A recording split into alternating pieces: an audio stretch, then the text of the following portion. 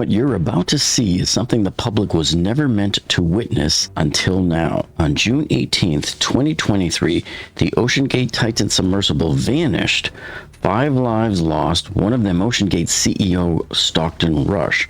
But now the Coast Guard has quietly released a haunting new video, and it changes everything. In this never-before-seen clip, Stockton's wife, Wendy Rush, is on board the support ship Polar Prince when a mysterious bang echoes through the hull.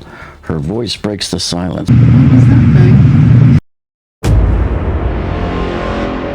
This wasn't just a sound. It was likely the moment that her husband, Stockton Rush, and the rest of the Titan crew were killed along with the implosion beneath nearly 13,000 feet of ocean. Now, this video is U.S. Coast Guard Exhibit 141, so it's the latest bit of evidence that was added to the public docket. So I'm going to show you this video, and I've beefed up the audio just a little bit because it was very quiet. I also added some closed captioning text for you here to easily identify what it is that they were talking about. It's a little over 2 minutes, so I will play it in its entirety with all of the enhancements that I added, and then we'll reanalyze the implosion part. The transceiver head moves around. 400 meters to go. 8 seconds till the explosion. Yeah. It should be about 500 meters, 30. What was that bang?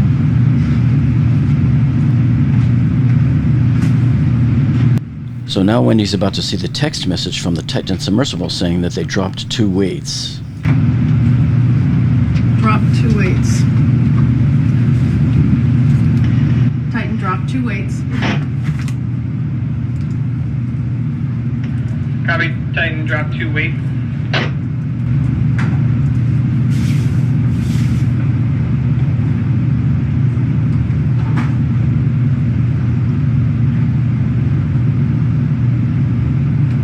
So he meant to go down fairly light. Don't think that's exactly what happened.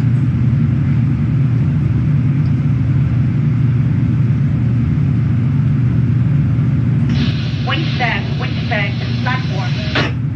Go ahead, platform.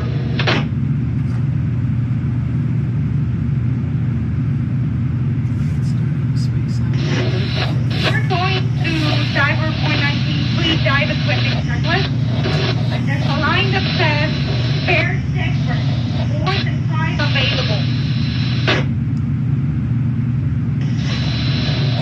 Say again. Right here. Repeat last. Diver 419, please dive equipment checklist. A line says spare deck bricks, more than 5 available. The platform was light, therefore we need more bricks here, correct? Negative.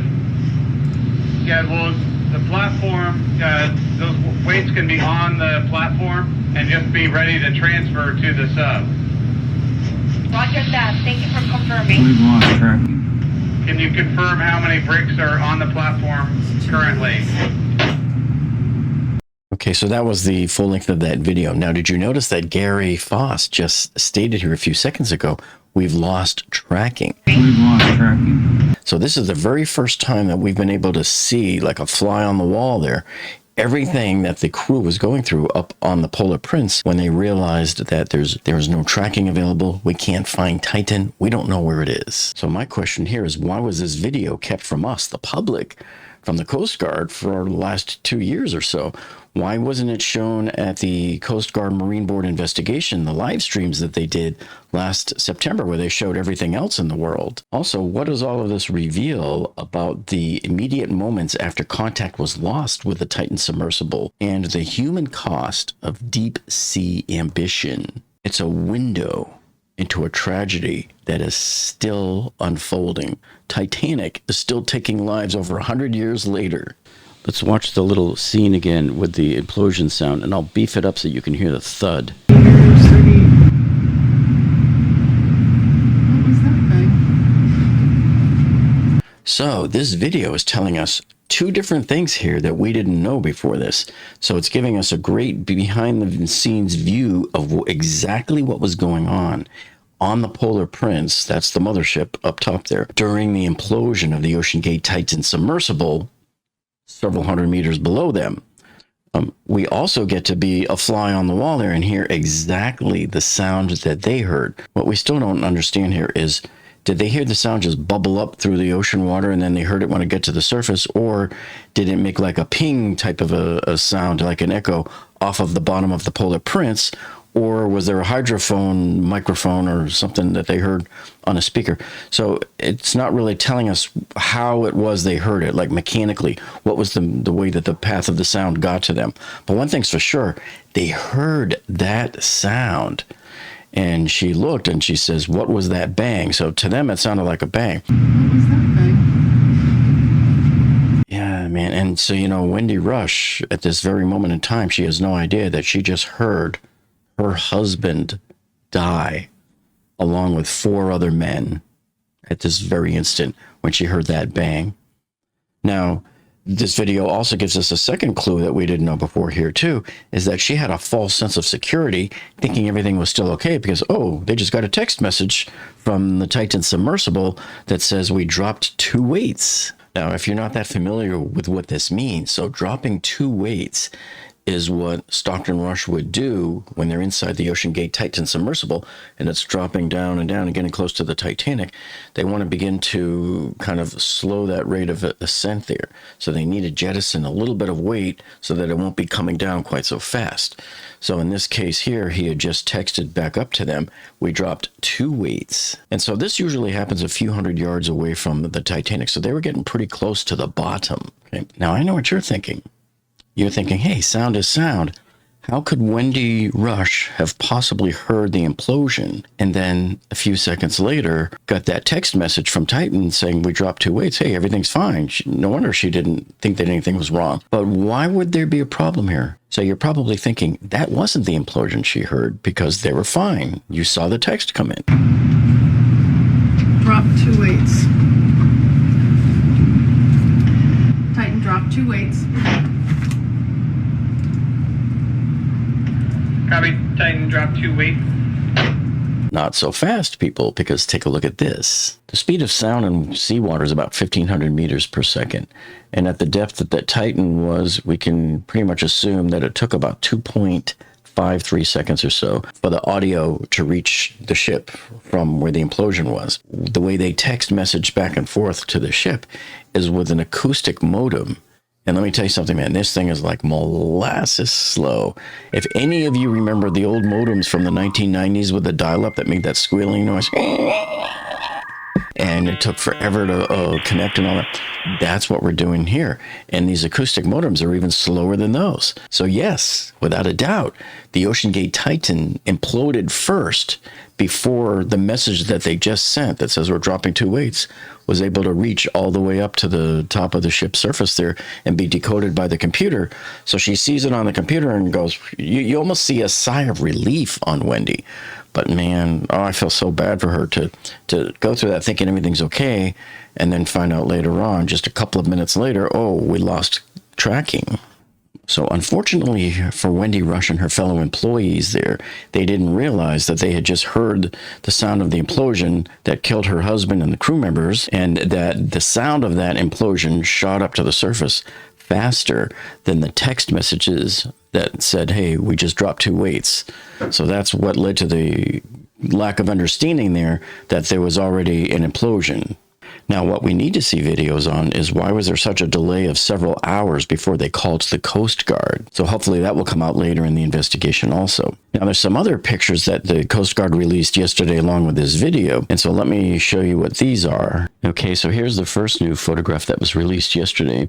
And this is on the deck of the ship that they brought up all of the OceanGate Titan submersible debris on. In fact, this right here is one of the domes that you can see. It's already been strapped down onto the deck. They probably brought up a couple of baskets full of this debris here. And so I wanted to see if I could zoom in. They didn't give us the highest resolution in the world. This is a printed circuit board. So I don't know if that came from a phone or the computer. And here's another one.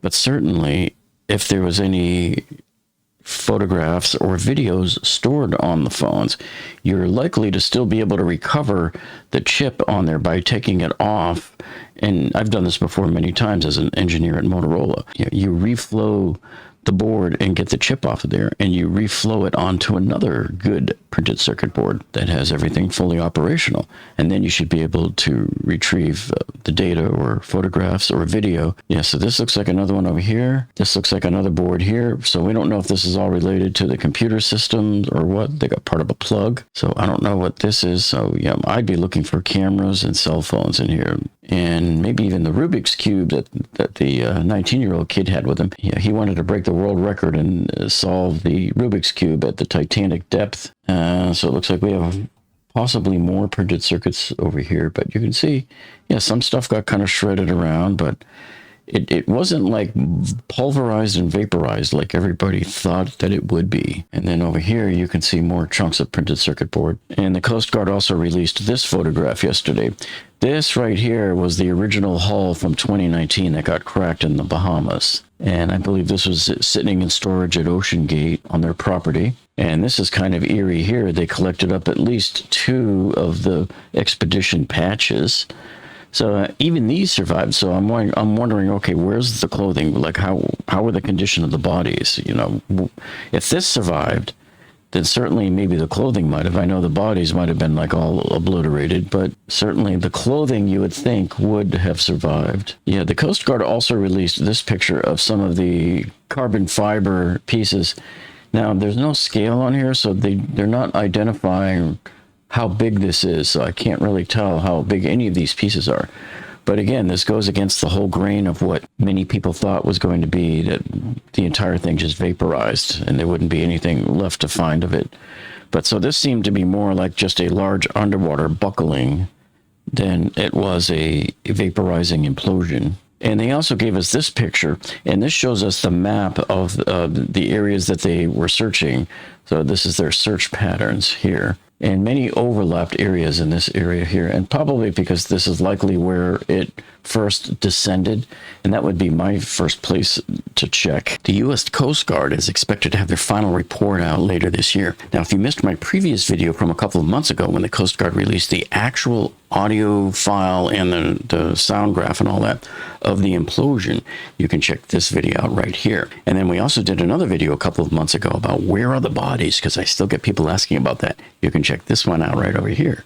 So thank you for joining us, and we'll see all of you on the next one.